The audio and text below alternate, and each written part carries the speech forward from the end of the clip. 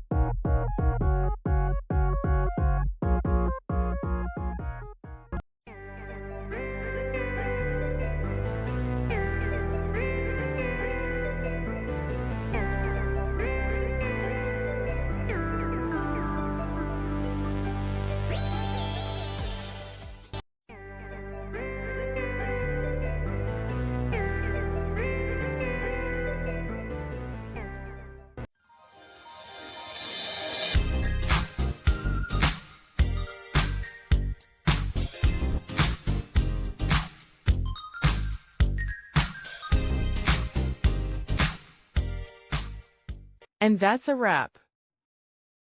I hope you found the answer you were looking for. If you did, take a second to hit that subscribe button. It really helps out. And let me know in the comments which solution worked best for you. See you next time in the debug zone.